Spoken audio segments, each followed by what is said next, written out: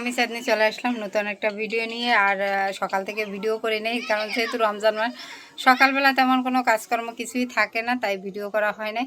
তো এখন বিকেল টাইমে চলে আসলাম। আজকে ইফতারি কিছুই বানাবো না, আজকে ইফতারি ব্যাপার পাবো। নাবিলাদের বাসা দিয়ে সব বাসায় ইফতারি দেবে, তাই ইফতারি কোনো করার কথাই না। তার জন্য চলে গেছি রান্না করে। কি রান্না করব কি করব তাই তোমাদের সাথে শেয়ার করবো। আর এই জায়গা আছে কিছু কাপড় চোপড়। আর প্রথমত একটু কাজেও ব্যস্ত ছিলাম, মানে ফেসবুকটা নিয়ে একটু সময় দিতে আসি, ওই কাজটা নিয়ে একটু বেশি ব্যস্ত থাকি, তার জন্য আমার ইউটিউবের সময়টা একটু কম হয়ে যেতে আছে। তাই যাই হোক, ওইটা একটু ঠিকঠাক হোক, তাহলে আবার সবগুলো একসাথে ঠিক করে নিতে পারবো।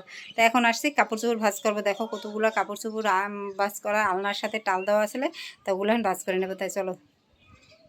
এই হলো জামা কাপড়, এগুলো ভাঁজ করে কিছু আলমারিতে রাখা হবে আর কিছু ওয়ারড্রবের ভিতরে রাখা হবে। তাই জামা কাপড়গুলো এই জায়গায় আলনার সাথে টাল করা ছিল, তাই এগুলো নামাই রাখছি। কিছু ভাঁজ করছি আর কিছুটা আছে। এই যে কালকের তরকারি আছে, এটা দিয়ে সন্ধ্যারাইত হয়ে যাবে। এই জায়গায় আছে লাউ শাক, আর আছে যে কবুতরের মাংস আছে, কালকের মাছ আছে, কালকে যে মাছ দোবাজি করেছিলাম পোমা মাছ, সেই মাছের 2 পিস রয়ে গেছে। তাই এগুলো দিয়ে সন্ধ্যারাইত হয়ে যাবে। ভোর রাত্রে চিংড়ি মাছ ভাজি করবো, ভোর রাত্রে চিংড়ি মাছ ভাজি। আর কিছু লাগবে না, শুধু চিংড়ি মাছ ভাজা, পিস দিয়ে চিংড়ি মাছ ভাজি করব, সাথে একটু আলু দিলে দেবো, দিয়ে ভাজি করবো। তারপর এটা দিয়ে ভাত খাওয়া হবে কাঁচামরিচ দিয়ে। তা আজকে হবে চিংড়ি মাছ ভাজি, অন্য কিছু না। তো আজকে রান্নাবান্না কি হবে সবই দেখিয়ে দিলাম। চিংড়ি মাছ ভাজিটা বাকি আছে, আর ভাত বসানো বাকি আছে। কারণ হচ্ছে যে পানি চলে গেছে, পানি নেই। যাই দেখি যে চাল ধুইতে যেয়ে যে পানি নেই, ভাত বসাতে পারবো না। কখন পানি আসবে তাও জানি না, তাহলে কীভাবে চাল বসাবো বলো।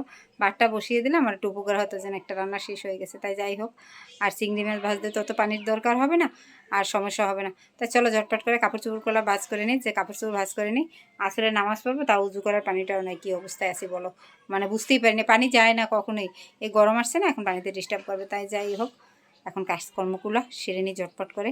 আর আবার ভিডিও করা আর বাকি রয়েছে, তোমাদের জন্য যতটুকু পারি অতটুকু ভিডিও করবো। বেশি ভিডিও কীভাবে করবো বলো, মানে বেশি ভিডিও করবো না, ছোটোখাটো একটু ভিডিও করবো। রমজান মাসে ভিডিও করা একটা খুবই কষ্টের কাজ, মানে ঘুম থেকে উঠি দেরিতে, মানে ঘুমই হয় না। কালকে সারা রাত্রি কী বলবো, আজকে ভোর 6টায় ঘুমাইছি, সারাটা রাত্রি একটু ঘুমাইতে নেই। এত দোয়ানুজ করি, এত আল্লাবিল্লা করি, মানে দোয়া দুরুদ কোনোটা বাদ তুই নেই, যত জানি সবই পড়ে ফেলাইছি, তবুও ঘুম আসে না। ঘুম আসে, চক্ষু বুঝি, আবার সেই ঘুমটা ভেঙে যায়। একটু টেনশনে এরকমের হইতে আছে, প্রচণ্ড টেনশন করতে আছি, যেন এত পরিমাণ টেনশনে আছি যেটা বলে বুঝতে পারবো না, যেন কী পরিমাণ টেনশনে আছি।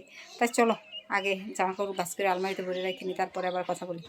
গেল নাবিলাগো বাসা দিয়ে ইফতারি, দেখতেই পাচ্ছ ভুলভাল বলছি, রোজা থাকতে যাইয়া মানে কথাই আলো যায়। আর এই হলো ইফতারি, তোমাদেরকে দেখিয়ে দিলাম।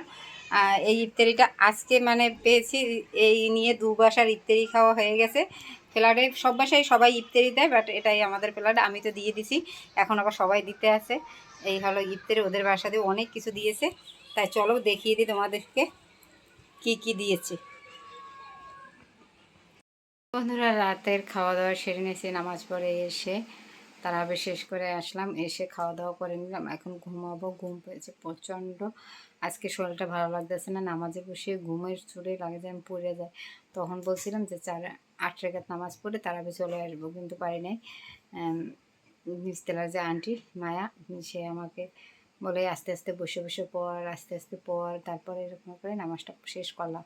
তাই চলো আজকের ভিডিও শেষ করে দিয়ে ঘুমাবো, আর ভিডিও বাড়িতে রাখবো না, কারণ আমার প্রচণ্ড ঘুমে ধরছে, প্রচণ্ড ঘুমে ধরছে, যেটা বলা বুঝতে পারবো না, দেখি বুঝতে পারছো। কালকে সারা রাত ঘুমাতে পারি না, ভোর 6টার সময় ঘুমাইছি।